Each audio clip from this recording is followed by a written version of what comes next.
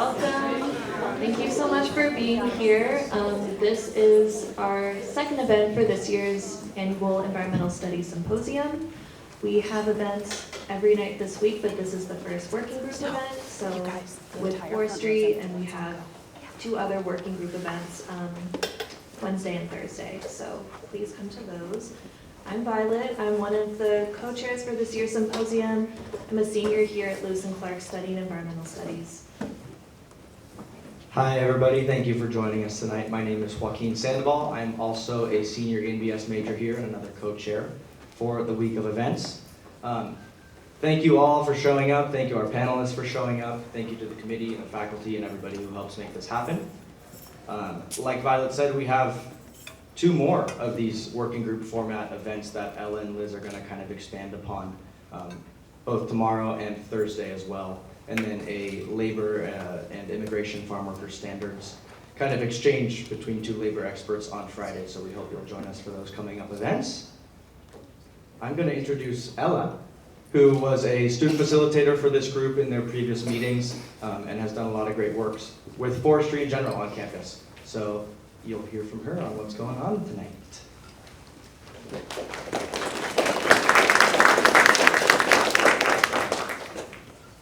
Hi, my name is Ella, and I'm so excited to welcome you all to tonight's symposium event. Thank you all for coming. We're so thrilled that you're here and get to witness this really unique panel in action. So this panel presentation, unlike other panels, has a group of experts who have met before. They've worked through 6 hours of structured engagement starting in April and continuing through this month. They've shown a continuous commitment to the symposium, as well as their topics in forestry and engaged communication with one another. We've been lucky enough as the ENVX committee to get to experience their productive engagement and see how people can engage across difference with one another. So as well as this working group, we have 2 others, as Violet mentioned. There's a topic about cropland agriculture, and they present tomorrow night, and livestock agriculture, who will present on Thursday night.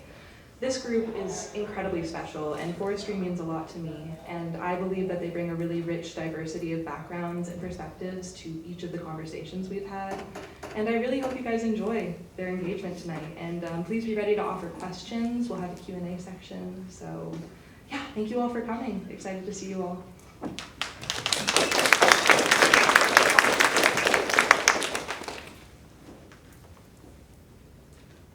All right, that seems to be my cue. I feel too relaxed to run this session. I think I'll just let you guys do it. Now, I was noticing that some of these chairs are actually rocking chairs, while others of us are off our rockers. Thank you for the introduction, Ella. I'm Liz Safran. I'm a geologist in the Environmental Studies program, and I'm excited to invite you into the conversation tonight with our esteemed panelists. And I want to kick things off by asking the panelists to introduce themselves in a slightly more personal way than might be customary in panel introductions. So panelists, I'd like each of you to tell us a story about how your connection to forests came to be. Let that sit for a minute. So Tom, maybe we could start with you. Please introduce yourself. Sure. Is this working? Yeah. Okay. I'm Tom Buchel. I am a professor of law at the law school down Hill. I am a clinician. I work at the Earthrise Law Center, which means I teach students. They learn by doing. My specialty is public lands, essentially Sioux Forest Service, and a few other public agencies. I've been at Lewis and Clark for 17 years. My story, my path to where I have ended up is by no means direct. I can say that I honestly had the phone call that changed my life. I grew up in Illinois, not a lot of forests as part of Illinois I grew up in, and went to law school, University of Illinois. They didn't have much of an environmental program. I knew I was vaguely an environmentalist. I was a Boy Scout, yes, Eagle Scout, spent a lot of times in the woods. I knew I was really on the side of the environmentalist since my grandparents had a farm, and Army Corps channelized the creek that ran through it. I don't know if people know what that means. They came in and turned a very meandering stream into a drainage ditch. And that really upset me. I was 11 years old. And that's sort of what turned me into enviro. But Illinois, where I went to law school, had no public interest history. It was basically a business-oriented school. I took the two courses they had, one in environmental law, one in natural resources law. Had a professor who taught property, who was sort of my mentor, and I wrote a law review note on an environmental topic. But graduated, went to work at a big firm out in California, went to get out of the Midwest, did not do environmental law, did aviation law. But I did some pro bono work, immigration, before immigration was cool. That was back in 1988. Then I moved back to Chicago because my parents were still in Illinois, were aging, and I wanted to be closer to them. And then I got the phone call, so I'll try to make this fast. And it was one of my friends from law school calling me saying that, I still remember I picked up the phone and she said, there's a case in front of the 7th Circuit Court of Appeals here in Chicago, and it's a case about logging in the Shawnee National Forest. You're into that, aren't you? And I was like, well, I took the course and we talked about logging for, I think, 2 days in the natural resources class, so there's probably somebody else here that should do that. And so I went to the environmental group this was at Jenner & Block, was the name of the firm. Yes, Jenner & Block, one of the firms Trump went after. I'm very proud of the partners at Jenner. We're fighting back. And I went to the environmental group, which I was not a part of. I had told them when I started working there that I would not work for their environmental group that mainly represented leaders. But I was friends with them, and I went and said, you guys should do this. And they said, well, we don't do this, so you should do it. And so the firm had a pro bono policy, really encouraged young lawyers to do arguments, especially in front of the Court of Appeals. And so I took it on, and it was crazy. They were cutting the trees. The clients had been pro se. They hadn't had a lawyer before the trial court. They had lost. They were already cutting the trees. And so the first thing I had to figure out was, how do I stop them from cutting the trees? And I had to get something called injunction pending appeal, which I had no idea how to do, and I had to figure out how to do that in 24 hours. We did that and managed to do it, but the judge that granted the injunction was a judge named Richard Posner, who you may have heard of. He's sort of famous, very conservative judge. And we drew him for the argument, and to get the injunction, he expedited the appeal. And what that meant was my opening brief was due in 6 days. You usually get 45. Government's brief was due in 6, and my reply is due in 3. And then I had to argue 2 days later. We went down to be in front of the Court of Appeals. In the Court of Appeals, they don't tell you who your panel is. You had 3 judges until the day of in the 7th Circuit. And so they posted it as we were standing there. And we had Posner from the merits panel too. The partner was supervising. He patted me on the shoulder and said, you have time to go through it, which I did not do. The argument was crazy. Posner was notorious for his hot bench to ask me questions endlessly the whole time. We ended up losing, which is not really a surprise. Posner did say some nice things about me in the opinion. I remember the opinion came out, and the partner was going around the firm going, look what Posner said about Tom. And I was right behind him saying, but we lost. But I was hooked after that. I really liked the clients. The clients were they were local people that lived in the forest, were committed to trying to protect the forest. They had no money, so they definitely needed pro bono representation. And I decided that I was going to do this in the future and figure out a way to win. And ultimately, we did file another case a few years later, and we won. And I kept doing this. They actually made me a partner at Jenner. When I became a partner, they said, you really need to stop doing this pro bono stuff. So I quit and started doing public interest law, and eventually ended up with Lewis & Clark. And I've been representing public interest clients on logging cases ever since then.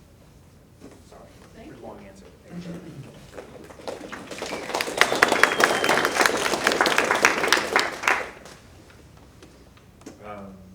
My name is Henry. I'm a junior here at LC. I'm studying psych and ENVX.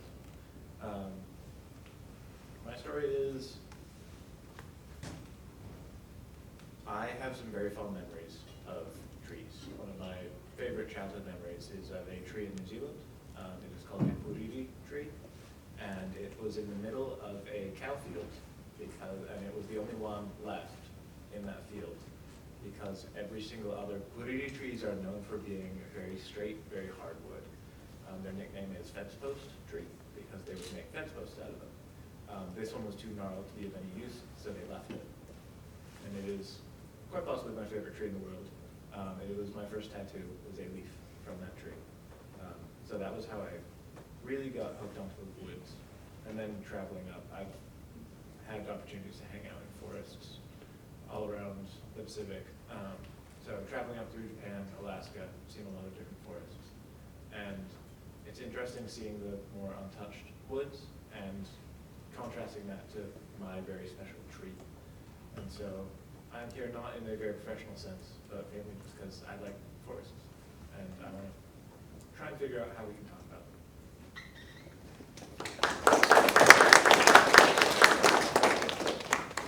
Hey everybody, ready to get something?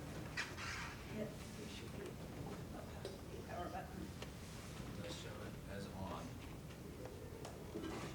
I don't know, you can tell me. Okay. I'll work with this one for now, thank you. Yeah, my name is Jordan Latter. I work for BARC, which is a nonprofit here in Portland, Oregon. We're a forest advocacy and watchdog organization focused on the Mountain National Forest right here in our backyard. Part of my work is I track all the timber management projects on the forest, and I work to give input in a couple ways. First of all, like the core of the work is we take volunteers out into the woods, people like you, and yeah, we walk around and we survey areas proposed for some sort of work, you know, commercial logging or otherwise, and then we use that data in our comments through the National Environmental Policy Act. But also a big part of my work is I put a lot of emphasis on relationship building, talking with the decision makers, getting down for meetings, dinner meetings. Any time I can get FaceTime with these people, I really want to look to do that. I got here because, I mean, I grew up in a family that wasn't particularly outdoorsy. I didn't really do much camping or backpacking. I grew up in San Diego, like we didn't even go to the beach. And so it wasn't until college that I had friends who worked in the rec room and they led like backpacking trips and stuff, and they're like, George, just like come along, we'll give you gear, it's fine. And I was so hooked, I just, this whole world was open to me that I could do this, carry things on my back and get outside.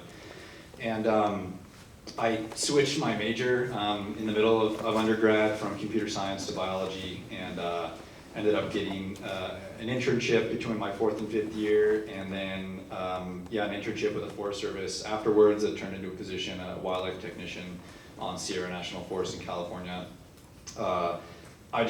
That part of my life was just so formative to who I am today, learning all of the skills that I did, like driving in snow, again, grew up in San Diego, putting like chains on these big 4x4 trucks, how to like be way off the road by yourself and be safe, and really, really great time.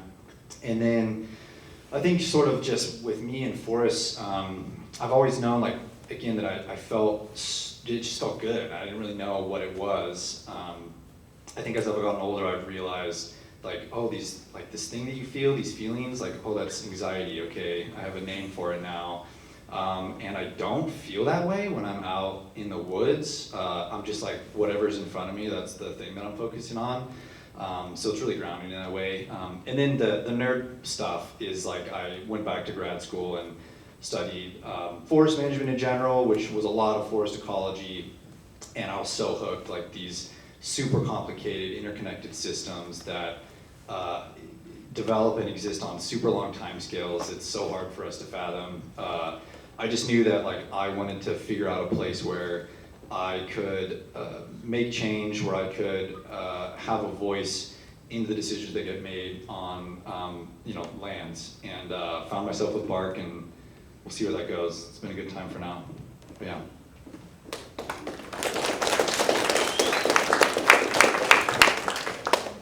Hi everyone, my name is Susan Jane Brown. I'm an attorney with Silvix Research Resources, which is a nonprofit environmental law firm that focuses on federal forest policy, law, and collaboration. I'm also an adjunct professor at the law school. I teach forest law and policy to upper division law students. And I came to Oregon in 1997 to go to Lewis and Clark. So I went to the law school as a student, and I'm now there as an adjunct. And in between, I also had Tom's job at one point, where I was a clinical professor for the domestic environmental law clinic.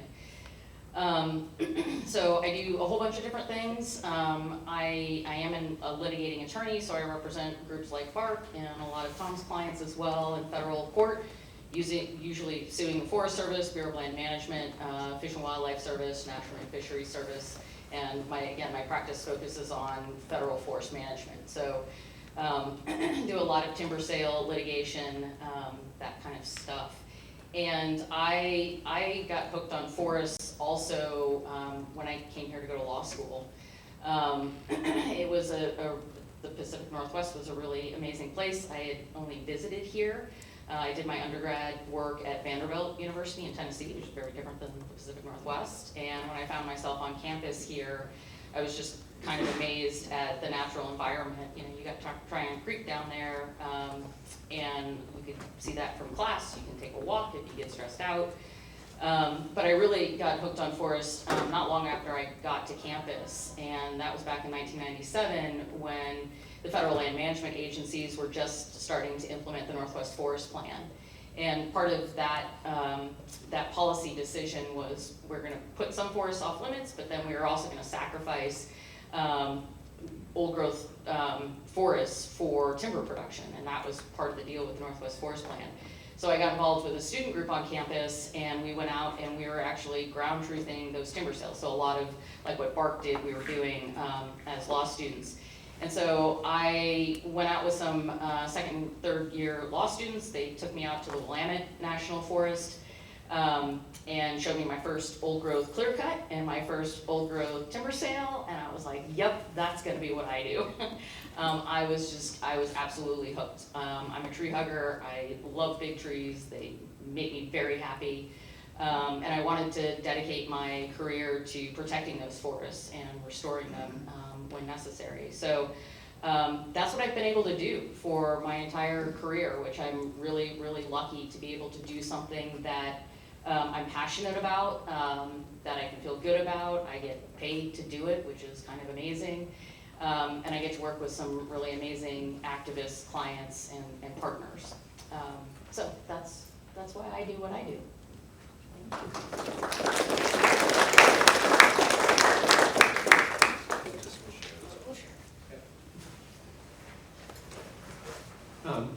Good evening, everyone. My name is Andrew Spaeth, and I facilitate and lead a group called the Hood River Forest Collaborative. Have any of you been to Hood River or the Columbia River Gorge by chance? A few of you? Yeah. So that is where I call home and have the privilege of working with diverse stakeholder groups and partners who are interested in the management of the Hood River Ranger District and the Mount Hood National Forest. My job is to create a space for all of the people who have an interest in the management of the forest and a willingness to participate in a collaborative process, to come to the table and to spend time in the woods together, trying to figure out how we balance the diverse values that forests provide and manage forests in a way that meets the unique challenges presented by climate change and wildfire and drought. And so, similar to Susan Jane, a lot of days I kind of wake up and pinch myself and feel pretty lucky that I get paid to do what I do. I ended up in Oregon and ended up in this space because of a high school biology teacher, Mr. Halterman. He came to class every day full of energy and joy, and also just had incredible jokes. You know, he's one of those teachers that inspired you to want to learn about the subject and to be engaged in it. During the summer, Mr. Halterman would lead canoe trips down the Minnesota River, not far from where I grew up. And that time on the river, the time around people who understood the ecology of the place, and really a passion for restoring the native prairie ecosystem in that part of Minnesota, inspired a lifelong journey for me of adventure travel, of going to school and studying environmental science, and then coming to Oregon to pursue a master's in public policy and forestry. I'm just so grateful for the opportunity provided by my education, and that one person in your life who can really inspire something in you and inspire a love for nature. So.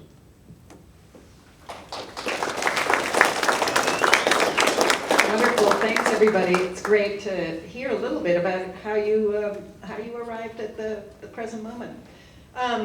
For everybody, I'd like to contextualize tonight's panel a little bit by giving you a quick rundown of the process that this group has been through in the lead up to this symposium. So I think we started with some preliminary conversations and one meeting, which kind of focused on feeling out the willingness of people to grapple with these topics together, knowing that there were some differences in ideas and approaches around forest management.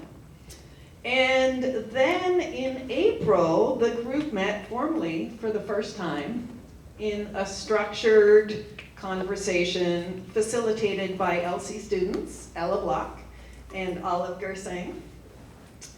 In environmental studies, we organize our explorations via two sets of questions. First, there are framing questions, which I'm seeing a lot of eyes rolling.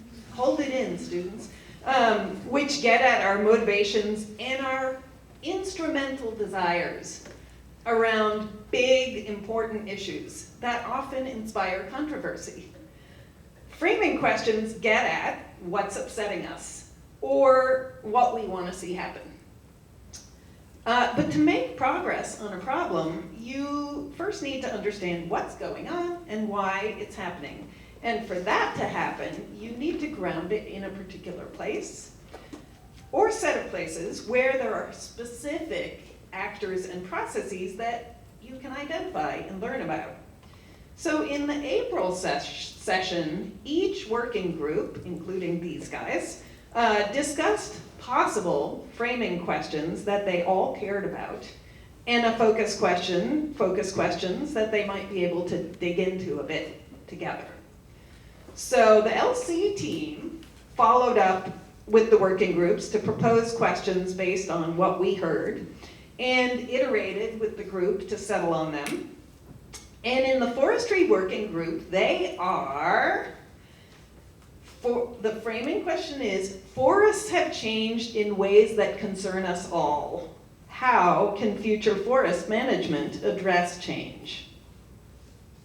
And the focus question is, how do we assess trends in climate, fire, and management of the Mount Hood National Forest over time? So over the summer, the panelists did some reading related to the focus question. One reading on climate change, one on Mount Hood fire history, and one on changes in national forest policy and management. And then at the following working group session in September, the group reflected on changes to the forest management landscape since April and chewed on the readings together. Does that sound about right, everybody?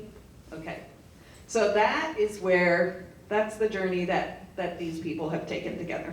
Now, the panelists were pretty clear that they wanted to get you all involved in the conversation as early as possible. So I'm going to do a quick little poll to get your juices flowing.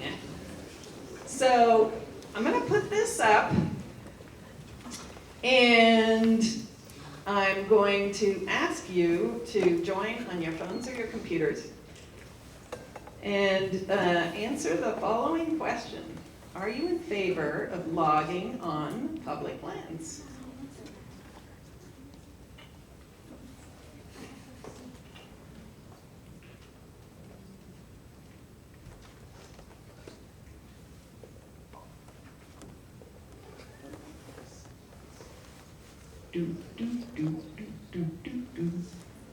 Okay, looks like people still doing it.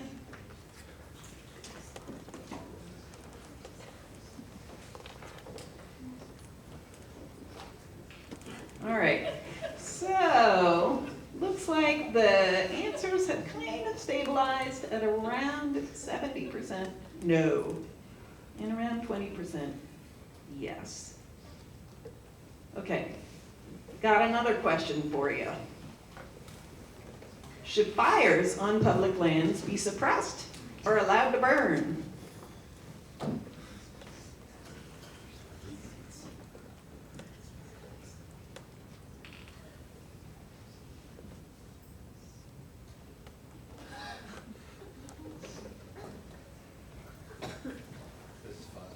This is fun.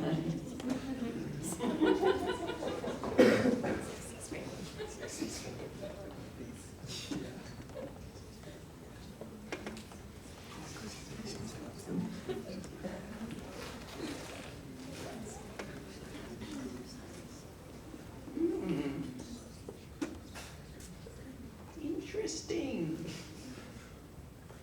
All right, things have kind of stabilized. Lot less agreement on this one, or yeah, some very divergent thoughts. And finally, in the face of climate change, what should the highest priority for forest management be?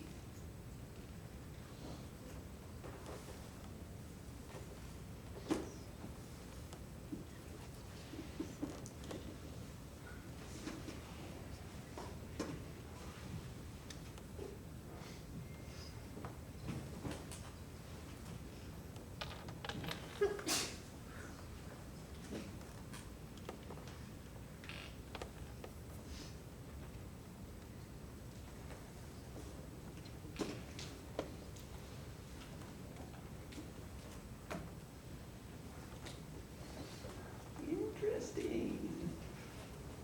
Cool. Okay, great. Well, so, panel, springboarding from the audience's thoughts, let's reflect on the first part of y'all's framing question. What are the changes to forests that concern us all? I want to be careful to note that while everyone in the group is concerned, may be concerned, different people may be concerned about different things. And a key part of this symposium has been to remind ourselves not to make assumptions. So maybe we can hear about your biggest concerns. Maybe this time, a little bit more popcorn style. Can we do that? Anybody want to share their thoughts about what their concern is? I'll share. Let's do it. Break the ice. I love those questions. And if you had a hard time answering them, I would have too. Like, it's hard to, succinctly have an answer to some of that. This is what I think about a lot. So in my intro, I talked about one of my fascinations with forest ecosystems is how they develop and just exist on very long timelines. And so to put it in context, like if you picture your like Western Cascade old growth forest, you probably have an image in your mind. It's really classic.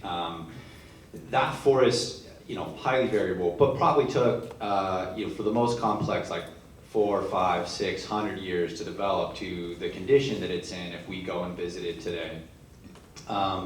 It developed that way through a lot of disturbances, insects and disease and wildfire. It went through a lot to get to that state. So again, took very, very long time to develop. In the last 100 to 150 years, really like just over 100 years, there's been a strict policy in the Forest Service of putting out every fire that has been started on the landscape. And at the same time, after the Second World War, and I think on the Mount Hood particularly in like the 70s and 80s, I don't have the figure in front of me, but just a huge amount of acres of that forest were clear cut. Those forests that had developed over long timelines through really complex pathways were clear cut and replaced with single species monoculture plantations. All of that happened in such a short time frame, and ecologically speaking, right, on ecological timelines, that we're now living and viewing a forest that is reeling, I would say, right, from those changes. And now on top of that, you have the knowns and unknown stressors of climate change that are already here in many ways. We see on the eastern side of the mountain in really dry forests. And will continue to be, pressures. So how is it that an ecosystem that is still trying to recover from a really significant amount of change in a short period of time, how is it gonna exist and continue to exist and function the way that we all rely on this place to function? How is it gonna keep doing that in the future? And like, what role do we have? But that's something I think about a lot. A lot of change, significant change, super short amount of time. Really one person's lifetime, especially when you're talking about like old growth clear cutting. So I'll stop there. Okay. Anybody else wanna share your thoughts about what you're most concerned about? So I'm concerned about a lot of things. Definitely concerned about all the things Jordan's concerned about, so I won't repeat that. But what I am increasingly concerned about, frankly, is who is going to steward these lands in the future. I'm real worried about public lands staying in public ownership, or if not in public ownership, then we should give the lands back to their original managers, the indigenous populations that were here before white colonial settlers. So I'm worried about public lands staying public. I'm worried about science-informed, climate change-informed land management decisions. I'm worried about the loss of expertise in the federal land management agencies, and these are the people I sue on the regular. But I'm still worried about, I want responsible land managers out there, and this administration is decimating those ranks. And I would like to see lands stewarded by Native American tribes. And so I'm worried about who is actually going to steward these lands in the future. Is it going to be you? Hopefully it'll be youth, but I don't know. And that's uncertain these days, and that really definitely keeps me up at night. Great. Others? So I'm concerned about all those things, but I also want to emphasize, certainly the forests are facing some real threats from the current administration, but prior administrations also were a real threat to the forest. Let's not forget about that. My clients generally take the approach, when we're talking about public lands, of first, do no harm. And so my clients openly question, what the first question they ask is, I'm going to put this in quotes because the Forest Service likes to use the term management instead of the more specific things that they're doing. Is management even necessary? That should be the first question. Most of the national forests are controlled by the United States Forest Service. You heard a lot of things about things that have been done to the forest. A lot of those things were done by the United States Forest Service. They suppressed fire for 100 years. This overlogging was primarily done, or certainly encouraged, by the United States Forest Service.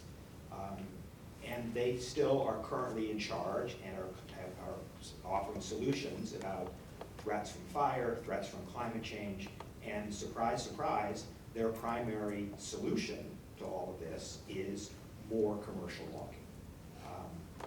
My clients reject that, and that did not start with the Trump administration. This has been going on for a long time.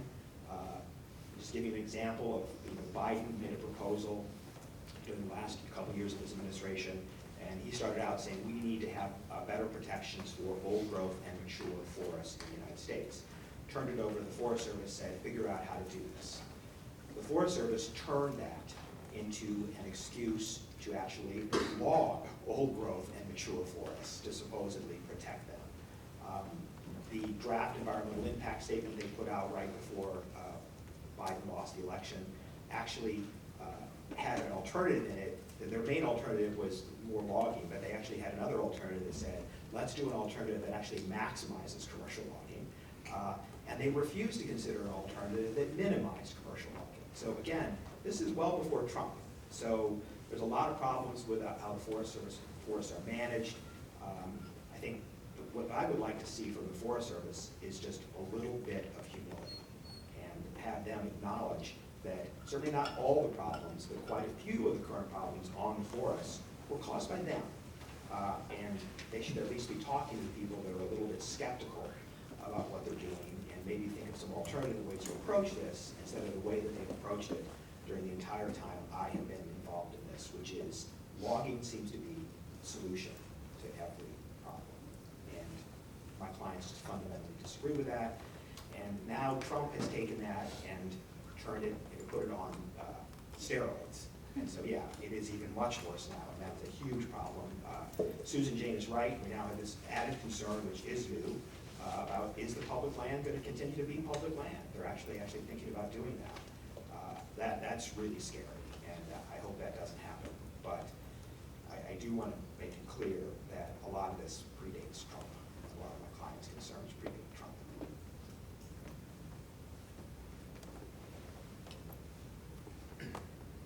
I think one of the things I'm most concerned about is the way that fire suppression, the way that logging, all of these narratives are going to be twisted and used to diminish recreational abilities in the forest. Because, as Jane said, public lands, we want them to be public. I want to be able to go keep camping in the woods. If they say, no, we're not going to put out fires, and because of that, you can't go into the woods because you might start fires, that sounds not good to me. So I'm most concerned about whether public lands will stay public and how the narrative is going to get shifted around to be used to whoever's advantage.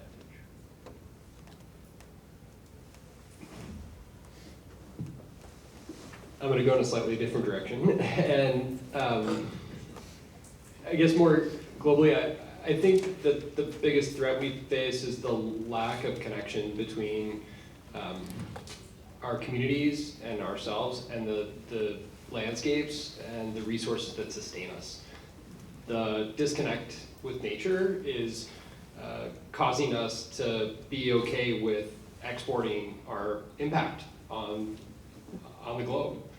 We don't know necessarily where our food comes from. We don't know where the wood in our buildings or our homes comes from. We aren't relying on these landscapes in a way that makes us feel connected to them or want to care and steward them in a way that both can ensure their persistence and support the other creatures that rely on those systems for their health, and that also sustain us, right? And if we can't figure out a way to reconnect with nature, to inspire people to care about forests, none of this really is probably going to matter. Thanks. Yeah, that's very thought-provoking. It may seem to, I'm thinking about Susan Jane's comment about science-informed management. And, you know, I am not a person who's involved in forest management, and, you know, it may seem to people like me from the outside that these trends cannot be debated by rational people. The data show what the data show. Yet, that might not reflect the realities, not just of the world, but maybe not even within this working group. I wonder if you can talk about any disagreements you might have amongst yourselves about what has happened or why it is happening. Not yet about what should happen, but just the what is happening and why it has happened.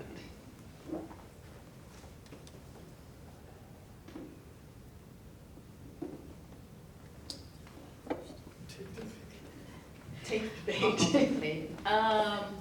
So I think that it's interesting to think of that question sort of historically.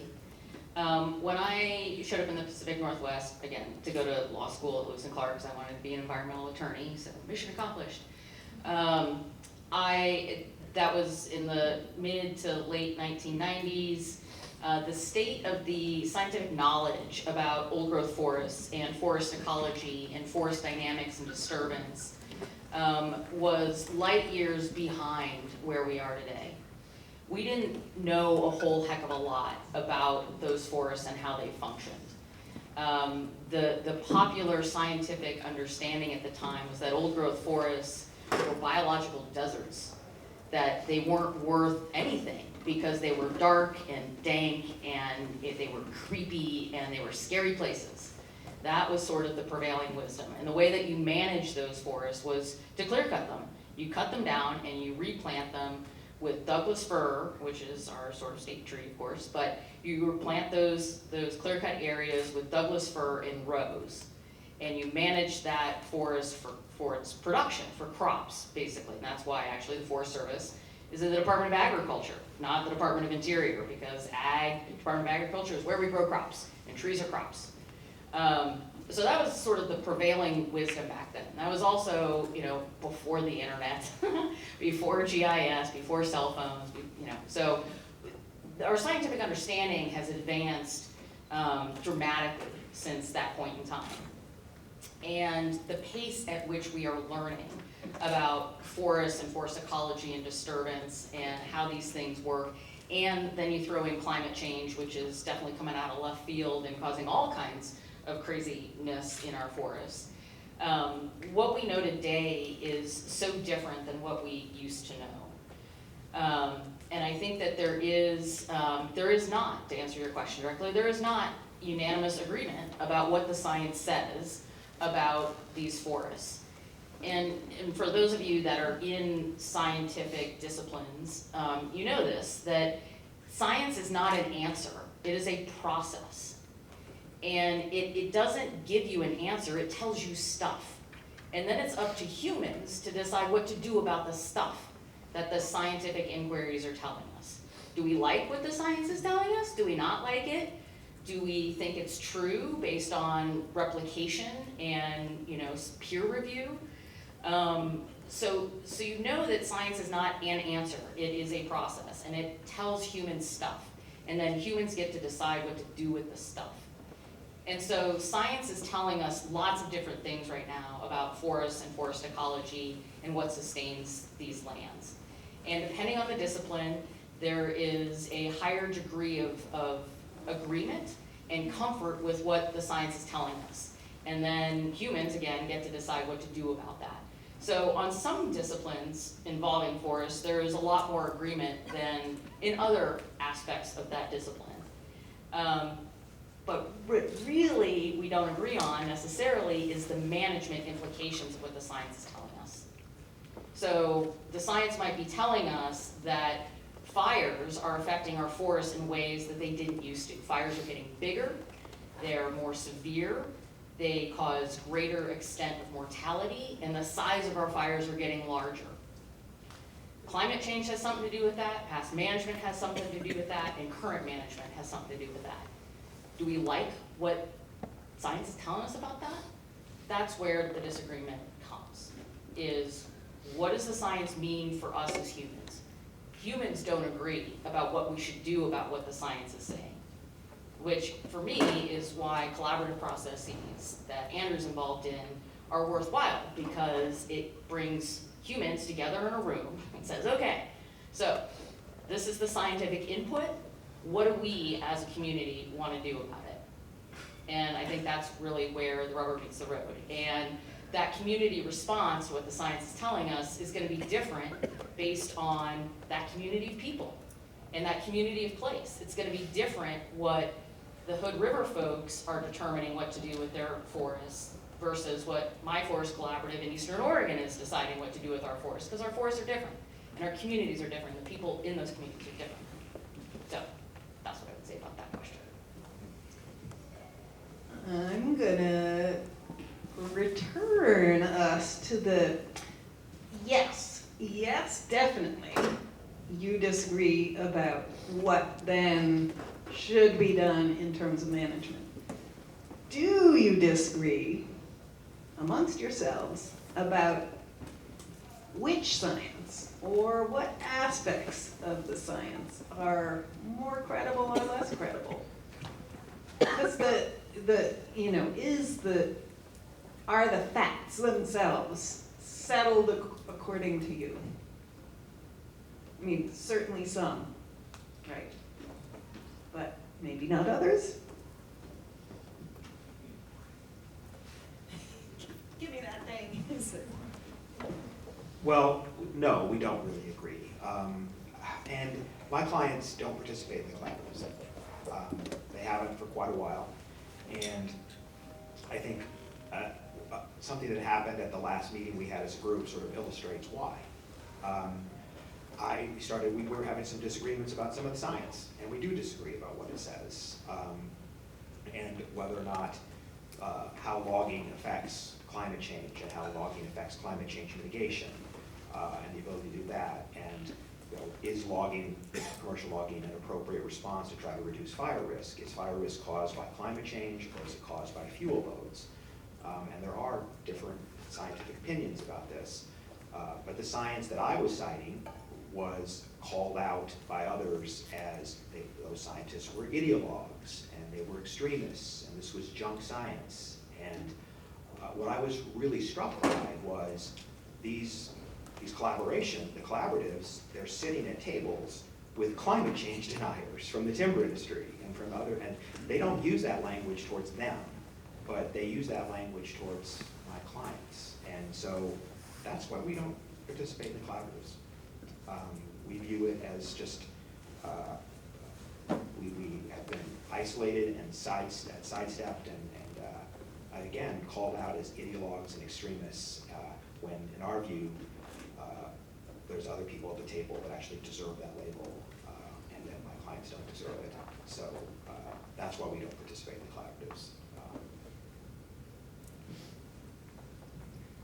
So we're kind of deliberately here, showing some of the zesty disagreement that occurs among people with sort of broadly shared goals, right? This is why this is hard. And so there's some sparky disagreement about certain aspects of the science. Jump in, Jordan. Yeah, thanks. So on behalf of BARC, I represent BARC in 3 different collaboratives on the Mount Hood. 2 of them are really strong on the east side. One of those is the Hood River that Andrews facilitates. We don't have time to change deniers in our collaborative groups, and science is the reason for that, because as a foundation for our group, we have to come to the table with the same information and the same understanding. And the science says that climate change is happening, and it's accelerating because of things that we as humans are doing. The industry reps who are there have never openly denied that at all, and just wouldn't. So I feel like though the extremists that you are painting in your head aren't at the table, because again, we are looking at, we have to use something to start as a foundation. We use science. I think it was great. Just yesterday, I was talking with a researcher who's doing a fire history study on the Mount Hood, putting together dendrochronology, like tree ring data. You can see where there's fire scarring in trees, to just at least try to attempt to put together some sort of fire history. And at the end, we were standing in an east side forest that had really large diameter Douglas fir and ponderosa pine, fire tolerant, fire adapted species, and then really, really dense ingrowth of grand fir, which are species that don't really love fire. They definitely exist in these fire-prone landscapes and should certainly still continue to exist.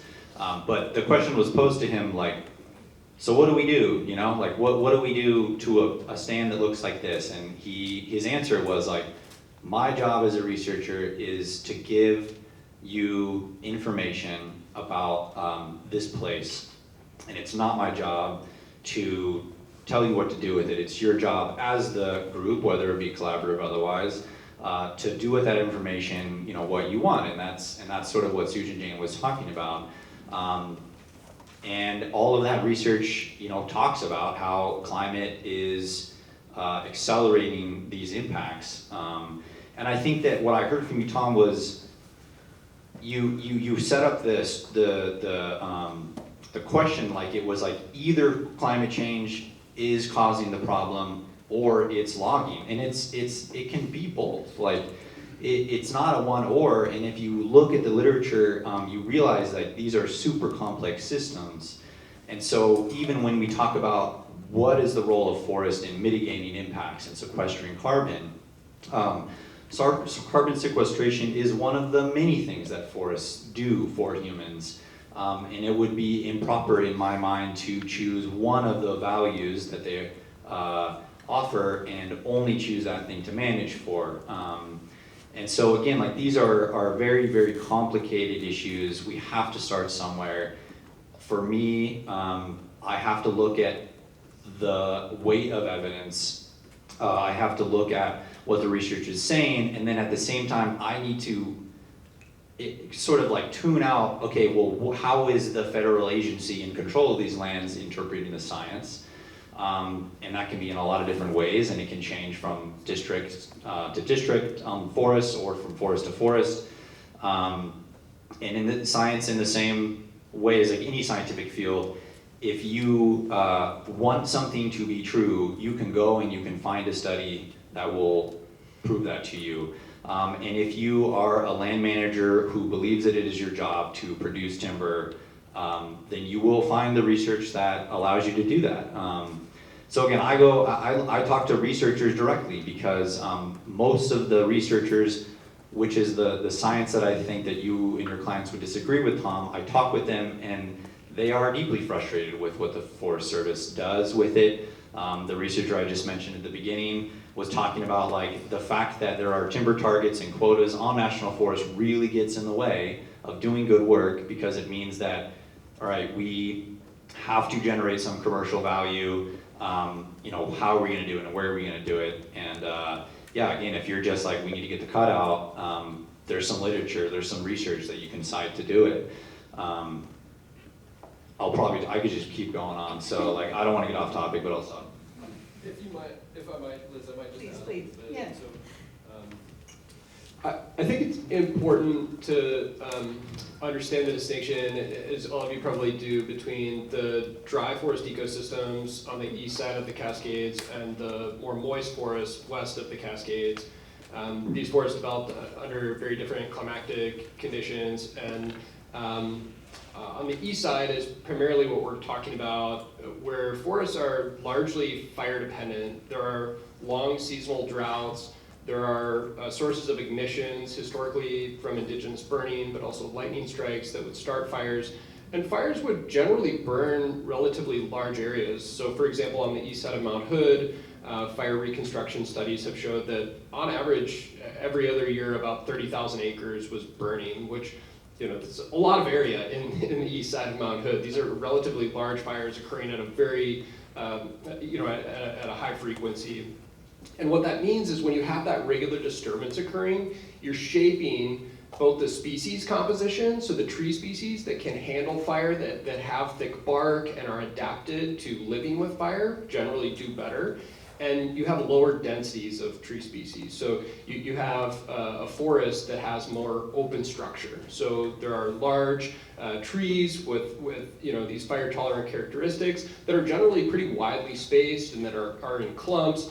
And then in areas where fire maybe isn't occurring, in riparian areas or fire refuge, you have some of the denser forest patches. So that's kind of the landscape condition that we understood would have existed on the east side of the Cascades prior to Euro-American settlement and kind of contemporary fire suppression. When white people arrived, there was a series of actions that really affected forests and that I think have informed our understanding of some of the challenges that we face in our eastern dry forest today. So we removed many of the largest trees. The vast majority of them were cut down and milled into lumber, right? We started suppressing fires. We removed that main disturbance agent from the forest that was so important in shaping the species composition and the structure of the forest.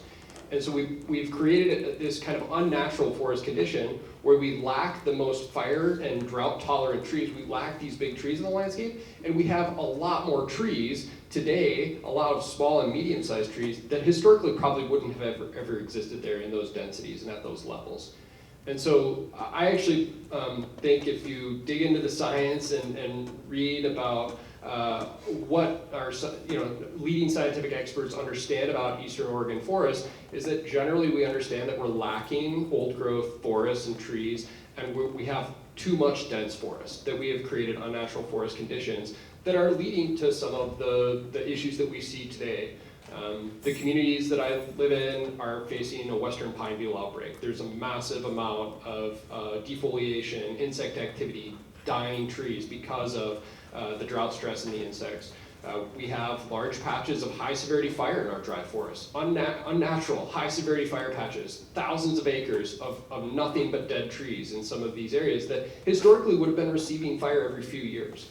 And so in our dry forests, I think there's generally pretty much scientific consensus that we have created an unnatural condition and we need disturbance. We need fire on that landscape if we're gonna create the conditions for those forests to continue to provide the habitat benefits, water quality, all the other things that forests provide. I would like to jump in here because in our discussions, it seemed to me like there was actually a lot of agreement about some of these points. And I would like to make sure that we have time to invite the audience questions into this conversation. So maybe we could kind of go there for a while and then perhaps kind of revisit the last part of the framing question is like, so what now? How can we move forward? Does that sound good? So, audience members, time for you to do some work. Do you have questions for our panelists about the process they've been through, about forest management, about perspectives, the rich perspectives that they have on forest management? And I think we have some people ready to sprint around with mics. Yes? You're the mic runners? Okay, great. So, We got one here. I'm not gonna give mine up. Yeah.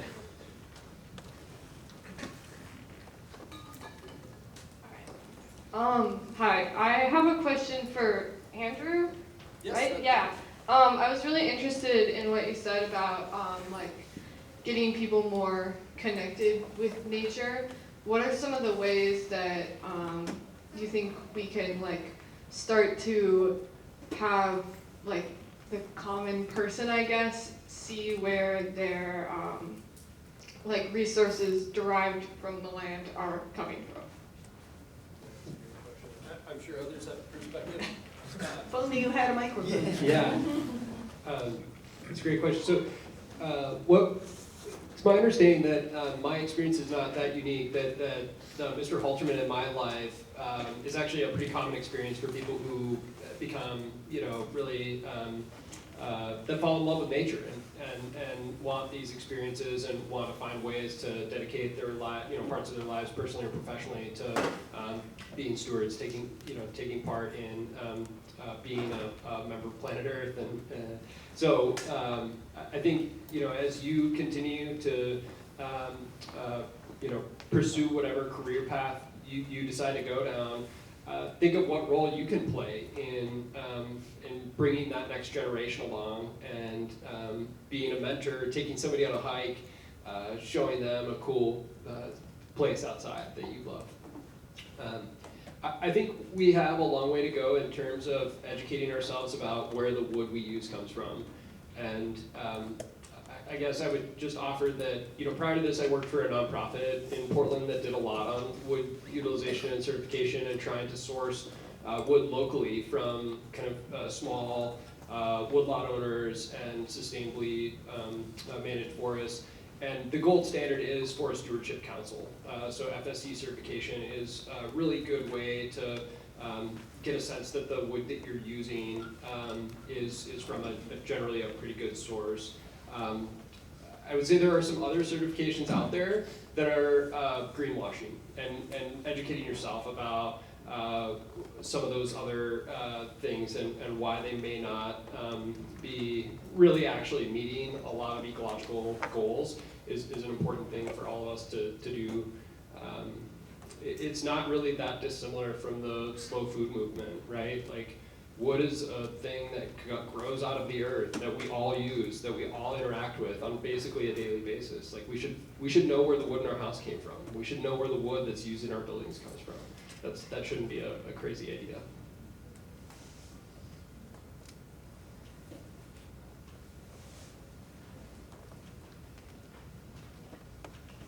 This is a question for everyone. How do you guys see strategies of recovering from biodiversity loss?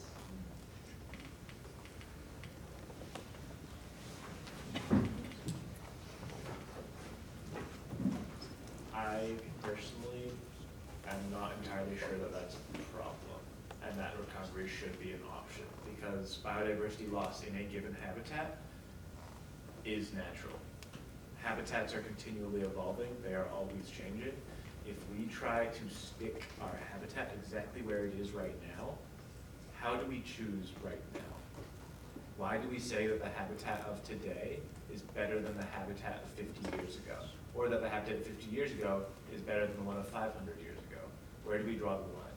So I personally don't fully believe that there is a right way to stick anything to a given habitat.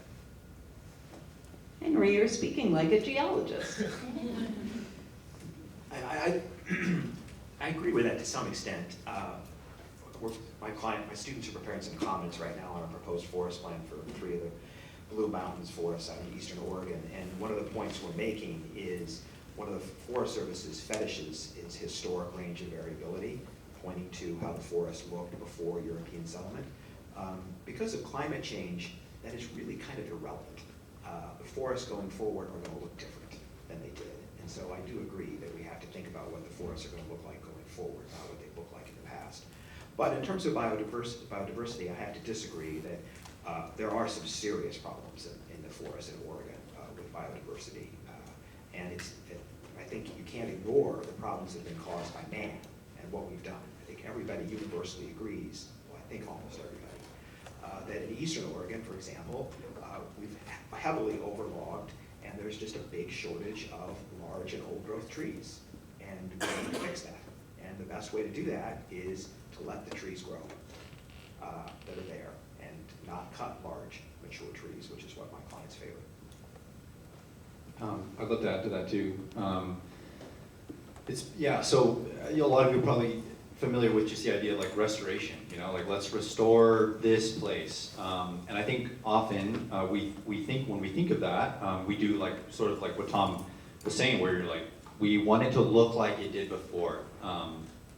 But as Henry pointed out, these systems are always changing, and they're very dynamic. And so when I think about restoration in specifically for increasing biodiversity on the landscape, we have to restore natural processes again, in this case fire, but also restore our connection to the land. This place and these forests developed in part because of humans managing them. They developed because of indigenous people, the values that they held, and how those values were reflected in the way that they interacted with and treated the land. And a big way that happened was through fire. And so it's not, I don't think it is appropriate to say, let's restore to what it was before, but it's to restore, again, what were the processes at play that allowed for biodiversity to be sustained. And that comes from, just keep repeating myself, from like us understanding the land, connecting with it, having personal stake in the way that we treat and interact with the land, and for us having some sort of I don't know, for now, like the Forest Service needs to have those sorts of values when it manages lands. If you have a value of extracting timber, then you're going to manage a forest in a certain way. But if you're valuing biodiversity, it might be very different. And by the way, you could also include logging in a management value that is biodiversity. It would just be very different than it's done now. So that's what my answer would be.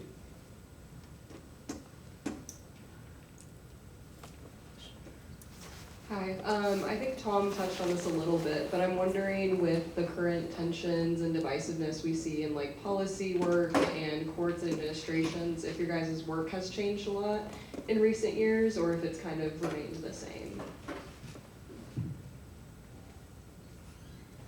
I'll just go first. Kind of some of both. We're facing some of the same challenges. As I said, the Forest Service's policies, Forest Service is a massive bureaucracy, and I've been doing this for 35 years, and their policies don't change that much depending on who's in the White House. They just don't. Right now is an exception. They're changing radically. You should all know that officially the U.S. Forest Service is a climate change denier. That is their official position now. We just saw, again, the draft plan that we're looking at. The students were shocked when they read it. It actually doesn't even use the two-word phrase climate change. And this is the plan that the Trump developed. It's just nuts. So yeah, there are some new challenges now. Some absolute science denial, extremism. The judges that Trump has put on the federal courts are just fundamentally different than the judges that we've had to deal with in the past. I have won most of my cases in front of judges that are appointed by Republican presidents. I don't like it when people point out who appointed a judge, for the most part. I think that's not a fair way to evaluate judges.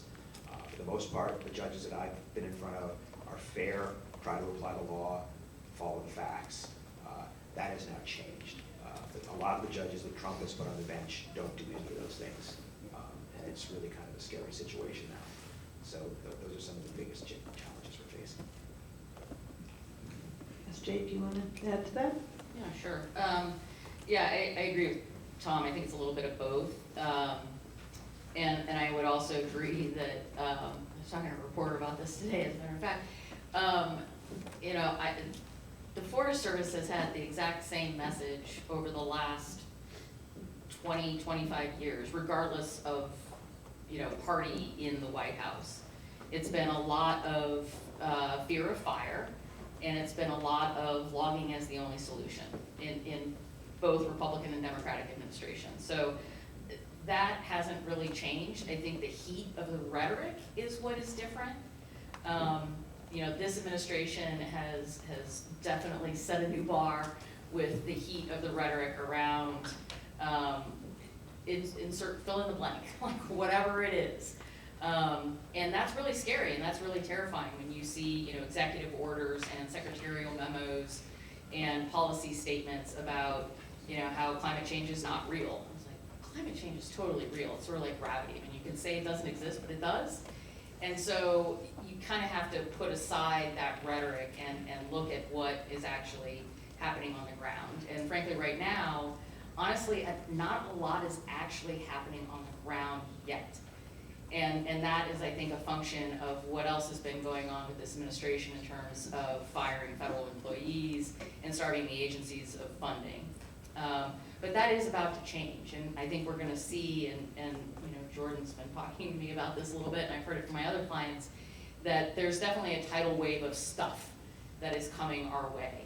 And what I worry about in terms of policies that have changed or are about to change is our bedrock environmental laws that we've had since I have been practicing law are changing, and Congress is changing those laws. Congress is repealing those laws.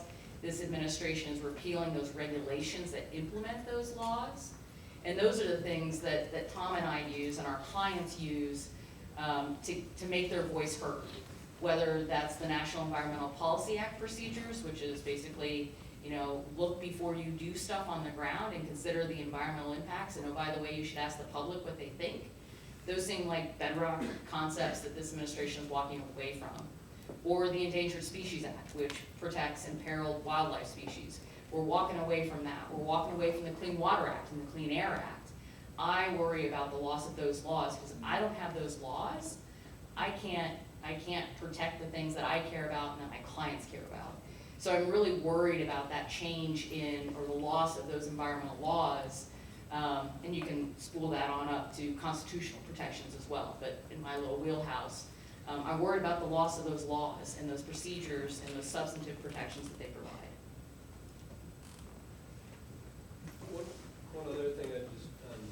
One other thing I'd just quickly add is the attack on the federal workforce. I mean, we've heard a lot about some of the challenges of the big bureaucracy that is the Forest Service and some of the public land management agencies. But by and large, the people who decide to go into public service and who work for federal land management agencies are very dedicated, and they're biologists, they're hydrologists, they're interested in protecting and stewarding the natural resources. That's why they go into these fields. And they are not evil people. They have been attacked by Doge. They are going to be attacked in this next government shutdown that we're facing.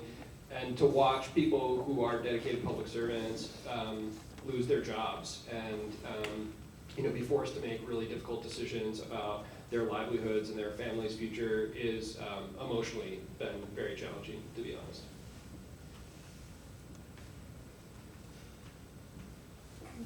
Ooh, any other questions? One more?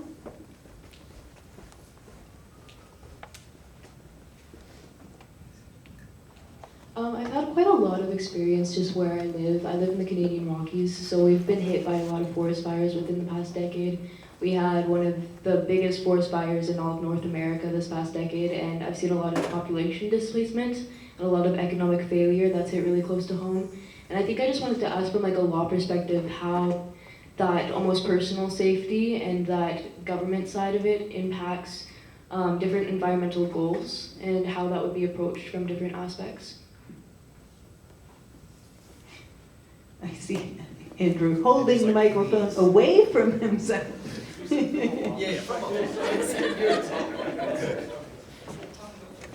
So first, cannabis forests are managed a lot differently than the United States forests. When I was at the University of Pittsburgh before I came to Lewis and Clark, and I was working with a clinic there, and I was actually working with some groups in Canada, and it was really eye-opening for me, the different perspective on the environmental groups up in Canada. For example, the Canadian groups really weren't that focused on protecting old growth, because their attitude was, we have lots of that, so it's not really a big deal. I was also surprised that when I was I've spent a lot of time since then in Western Canada, in the Canadian Rockies, and there's not a lot of old growth there. But it's not because it was logged, it's because there were massive fires when they were building the railroads across Canada. So it's a different ecosystem, for sure. But what is what my client's response is on the fire issue? Yeah, fire is scary. People that live near the national forest, or even those that don't live that close to them. The fires got pretty close to Portland a few years ago. It's scary. My clients think that we should be spooked. We know how to protect structures, towns, villages, cities from fire. Believe it or not, the insurance industry has spent a ton of money figuring this out, and they know specifically how to do it.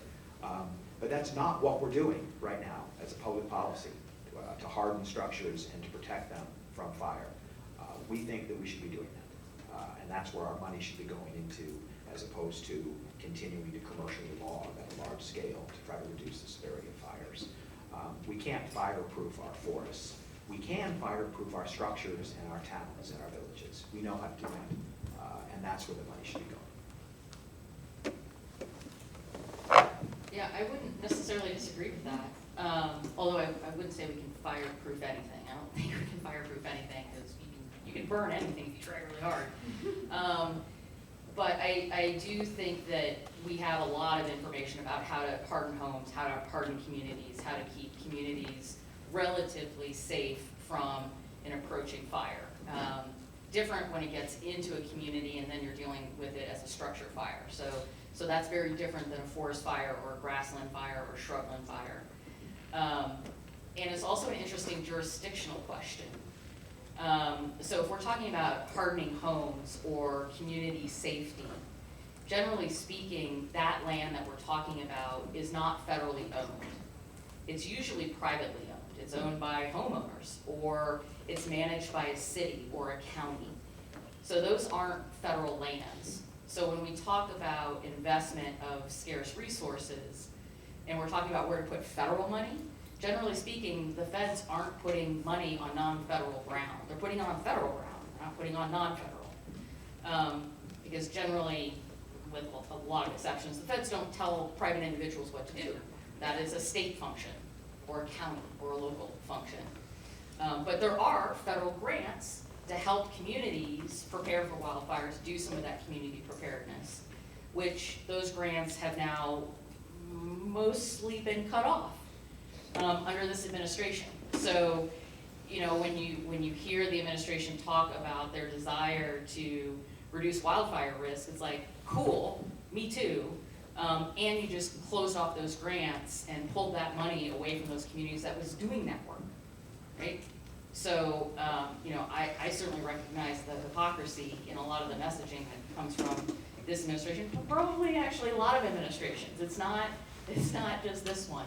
To Tom's point, it's kind of everyone's, every past administration has suffered from that as well, which again, as advocates, it's up to us to take a clear-eyed approach to that and to be alert to those kinds of policy nuances, regardless of who's in the White House. We're coming close to the end of our time together, and so I'd like to bring the panel back to thinking about the future and future forest management. So, you know, I feel like in the group, there's actually quite a lot of agreement about fire and the role, you know, the role that fire isn't playing right now that it should be playing.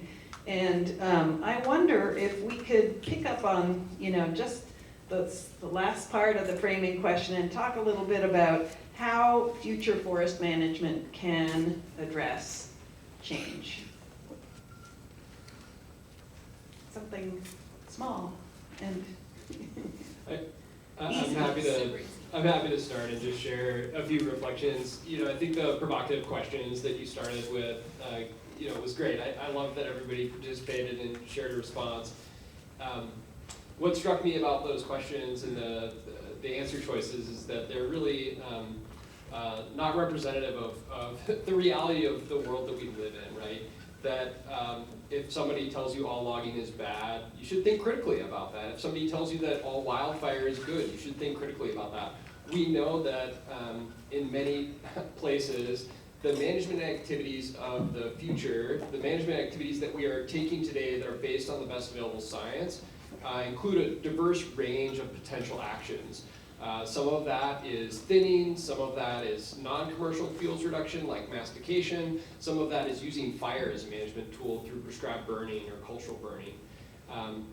We also know, based on our assessment of the most recent fire seasons, that fire is actually playing a really positive role in many cases ecologically in restoring historic forest structures and reducing densities and promoting the right species composition on the landscape. In many places, fire is also ecologically being pretty devastating, where we're losing old growth trees and mature forests that we don't really have enough of on the landscape already. And so these are really nuanced and complex challenges that we're facing that are going to require us to think critically and are going to require a whole diverse range of approaches and responses, and honestly some testing and some ability to really think about how do we implement and try different approaches and monitor and evaluate how effective those are in an uncertain climate future. Yeah, I think to build on that, I think that what's there's a lot of gray in these conversations when it comes to forest management. It's a lot of gray, and so it's not all black and white. And what is going to make sense in one ecosystem in one community is going to be different than what makes sense in another place. And so when it comes to how we manage our forests, I would just really encourage you to, and sort of taking into consideration this idea of reconnecting to nature, we're doing our best here in Occupy Portland, right? We live in an urban area, and we're really lucky that we have Tryon right here, and that's actually pretty unusual in a lot of urban settings. And we also, have Forest Park. So we actually, here in Portland, have a lot of nature around us, but we're still pretty disconnected from it. And, I spent a lot of time in rural Eastern Oregon, which is really different than urban Portland. And those folks have a different view of their forest. They have a different relationship to it than I do to that same forest, or I do to the Willamette, or the GP, or the forest on the west side. And so I think, I would really just encourage you to think critically, as Andrew was saying, about some of these things, and to really get into place and think about those issues in place with the people who live there, and put yourself in their shoes for a little bit, and consider how your answer to, how do we keep communities safe from wildfire might differ depending on where you are in the landscape, and to consider those other points of view as you navigate the gray, because the gray is really hard. But it's also really exciting, and there's a lot of opportunity there, and you might actually learn some stuff about you, about yourself, about the community, about the ecology of a place. So I just encourage you to think about the gray, embrace the gray. Yeah, easy question. I don't know, one of the reasons that I really love what I do at BARC and why I participate in collaboratives is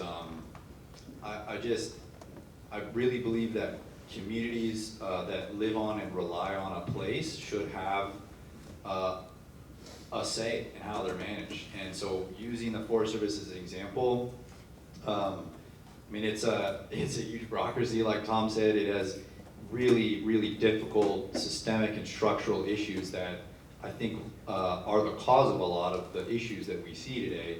But how can we, in the context of public lands that are used by a lot of different kinds of people from different backgrounds and with different interests, and who view the land very differently, how do we figure out how to make decisions on those lands? And it really all for me comes back to people trying to, if somebody says something that you disagree with, trying to understand why they even think that way. What led them in their life to thinking that way?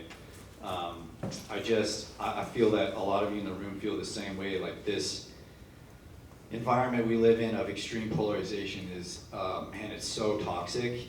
But what I have witnessed when I am on the east side of Mount Hood, in a place that's like deep red, voted for Trump in all these last elections, like, I don't run into people who are like, rah, let's do whatever Trump says. I just run into people that care about the place and their community. And they might have we all have had our head filled with so many things, but like, we gotta ground it somewhere. And again, for me, it's just community. And that doesn't just mean like your chosen community, but it means your neighbors. And I think that land is a way that connects us, whether we know it or not, or whether we like it or not. We are definitely connected through land. And I would love for in the future, in my utopian future, to be able to use land as that connector, to bring people together to talk about places we really care about and value. Again, maybe in different ways, but that's still a starting point. And if we can't figure out as a community, how to manage landscapes, I just think we're doomed, right? Because then it'll just go to whoever the strongest voice or whoever has the most power to do something will just do it. So that's my preaching for today, I guess. Yeah. I think this was actually one of the things we agreed most on, was keeping it small. That's one of the reasons why the focus question is locked into a given area.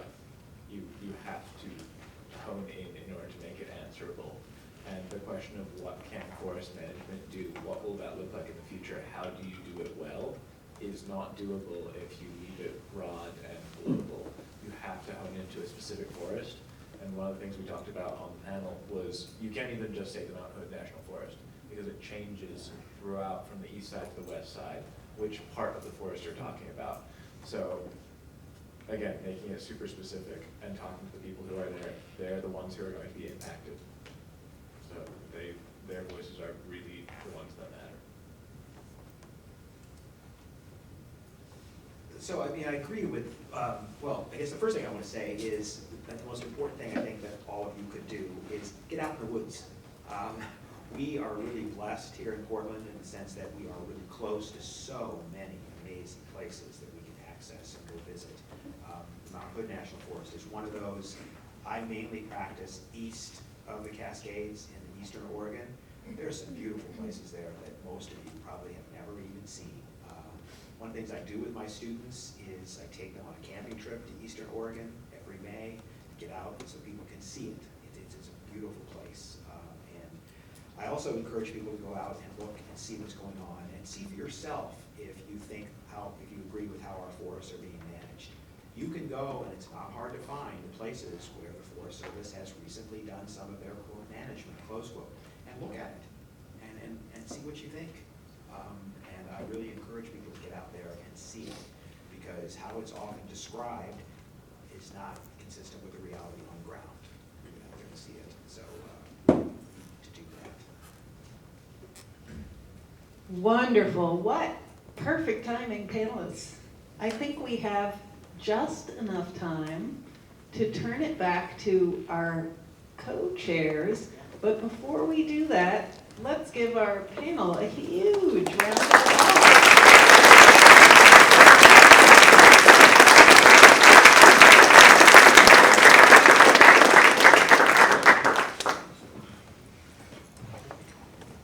Thank you all so much. Again, that was so great. I think that, or I hope that you all are walking away realizing that this is a great model and hopefully an inspiration of people that come from different backgrounds that have this common shared love of forests, but different ways of getting there, different ways of thinking about it, and coming together to think critically, like Andrew said, and maybe consider why that person thinks the way they think rather than what they think, like Jordan said.